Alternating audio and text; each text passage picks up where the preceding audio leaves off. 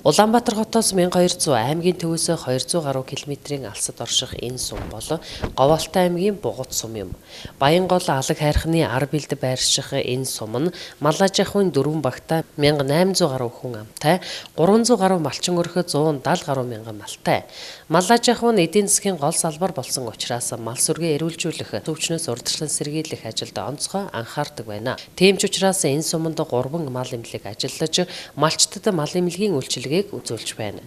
Түүний нэг нь Пүрэвсэд захиралтай мал эмнэлгийн Батбөх Алтай компани юм. Малын эмч Пүрэвсэдгоо 1999 онд мал эмнэлэг хөгжлөгдөхөд тус компанийг байгуулан ажилласан бөгөөд түүнээс хойш малчтын мал сүргийг эрүүлжүүлэх, тарилга туулгалтад бүрэн хамруулах тал дээр идэвх санаачлаг гарган ажилласаар байна. Тэрээр сүүлийн жилүүдэд мал угаалга туулгалтын зөөврийн хашаа вааныг санаачлан ажилдаа нэвтрүүлээд байгаа юм. За энэ төмөр хашаа бол бодын зориулттай хашаа. Богт ашиглахын тулд энэ брезентийн хашаа, энэ гялгар цаас ашиглаж одоо ингэж зайг нь багасгаж ашигласан хашаа байгаа юм а. Энэ завсраар нь бол одоо нэг бог гараад байдаг учраас энийг ингэж ашигласан. А бодод бол энэ яагаад ч одоо эвдрэхгүй хинхэрхгүй маш их бат бөх ийм хашаа. Малынхаа тоонд тааруулаад ихсгэж багасгадаг ийм зориулттай. Хамгийн томдоо бол нэг 700 мал багтана. За энэ бааныг яаж хийсэн бэ гэхээр би 10 м брезентийг аваад 1 тонн багтах энэ баан хийсэн байгаа юм. Тэгээ энэ баан бол брезент бол бас дутагдал нь юу гэхээр уус мал шүүрх дутагдaltaй учраас дотор нь дөрөв харьцах 4 м-ийн зайтай гялгар цаас хийж өгсөн. 2 давхар энэ бат бөх байдлыг хангахын тулд 2 давхар ийм баан хийсэн. Ингээд усаа дотор нь соруулаад уус мулаа хийгээд шүрсэн. Энэний ач холбогдол нь юу гэхээр зэрэг ачиж явхад одоо янз бүрийн ёнкс хэрэглэхгүй. Ердөө энэ хоёрыг хуйлаад энэ 4 шонгоо аваад 69-ний чиргүүл дээр юм уу одоо бага урын машин дээр ачаал явчихна. Энэ 4 цотн энэ юугаа зүгээр л оруулаад одоо уйчихна энэ шонгуудаа.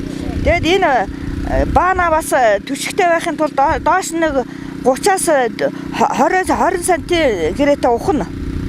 Тэгвэл энэ баан чинь зүлхийж ийш тийшээ явахгүй тийм ач холбогдолтой. Дээхэн үед мал угаалгын бааныг тогтсон нэг газар суйрлуулж, малчид малаа холоос тууж ирэн угаалгадаг байсан нь цаг хугацаа алдахаас эхлээд баггүй хүндрэлтэй байсан бол энэхүү зөөврийн хашаа бааныг ашиглан тарилга туулгалт угаалгаа хийдэг болсон нь малчдын талархлыг хүлээгээд байна. Нөгөө талаараа малын эмч малчдын ажил цаг завыг хэмнээд зогсохгүй, малыг угаалга туулгалтанд бүрэн хамруулдагаараа давуу талтай гэдгийг малчид онцлон ярьж байсан юм. Нэг газар одоо байн барьцахтаар чинь нэг холоос одоо антан малаа туугаад ингэж хоноол одоо явдаг байсан.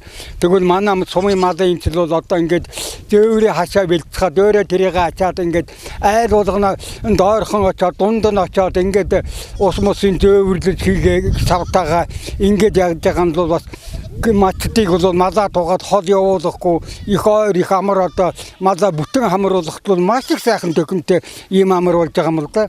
Тэгээ манай сумын эмч энэ малын эмч Пүрэвсэд бол одоо 37-8 жил ажиллаж байна. Дээр үед одоо манай малын гавьяат эмч одоо дүгэрсрэнгийн эмчийнхаа туршлагаар одоо ажиллаад дүгэрсрэн эмчлөө социализмын үед л бас нэг иймэрхүү одоо баригад гаргаад малын эмчнийг авч яваад ингээд одоо бүх айлуудтайгаа ингээд дөхөм хийдэг байсан. Ойр төвлөд. Тэгтээ бас холоос мал туудаг байсан. Одоо бол бас шинжлэх ухаан хөгжөөд энэ малын эмчтэн өөрсдийнхөө нөөц бололцоог ашиглаад ингээд зөөврийн хашаа бариад хийгээд уцлахаа цавыг бэлдээд малчтынхаа хажуу дөхөж очоод хийгээд байгаа бол малчд маш их талархаж байгаа шүү дээ. Говьалтай аймгийн Бугут сумын мал эмнэлгийн Батбөх Алтай компанийн захирал Пүрэвсэд тус суманд 38 жил малын эмчээр ажиллахдаа малчдад мал эмнэлгийн үйлчилгээг цаг хугацаанд нь чанартай хүргэсээр иржээ. Ингэж ажиллахдаа дан ганц тарилга туулгалт хийгээд явах биш. Гэр бүлийнхээ мэрэгжил ажлын онцлогтой ажлаа уялдуулан ажиллаж ирсэн байна. Өөрөөр хэлбэл мал эмнэлгийн үйлчилгээг урлаг соёлын үйлчилгээтэй хослуулан ажиллаж ирсэн нь бас нэгэн туршлага болгомоор санаа юм а. За би мал эмнэлгийн жолооч туслах ажилтан хийж байгаа хугацаанд би бол Бугут сумын соёлын төвлөлтөөр ажиллаж байсан. Энэ хугацаанд би түүх соёлын дурсгалд үйл хөдлөх хөрөнгийг хөдөө нутагт явж байхад одоо түүнийг одоо унгаачихсан байсан хайр гамгүй одоо байдалтай байсан юмнуудыг босгож түүх дурсгалт 2 хөшөөг одоо босгосон. Мөн мал угааж явах үедээ 100 малчтын дунд одоо урлагийн үйлчлэгээ хүргэн, номын сангийн үйлчлэгээ хүргэн, шөнөжл одоо бид нар чинь дуулж үжиглэл наадаад маргааш малаа туугаад алгийнхаа хэмжээ явуулахад маш их тохиромжтой сайхан шүү дээ. Залуучуудыг хөгжөөж өгснөөр мал аж ахуйн үйл ажиллагааны одоо ажилд манай залуучууд маань докторс үйлчлэлтэй ажиллах, тэнд сонирхтой болох энэ хөдөлгөөнийг өрнөж өгснөөр мал эмнэлэг соёлын үйлчлэгийг хамт tutgan гэснээр бас амжилтанд хүрсэн гэж ойлгодог юм аа. Говьалтай аймгийн мал эмнэлгийн Батбөх Алтай компанийн малын эмчиг бүрвсэд анх сумынхаа мал аж ахуйн 5 багийн 400 гаруй өрхийн малчтад мал эмнэлгийн үйлчилгээг үзүүлж байжээ.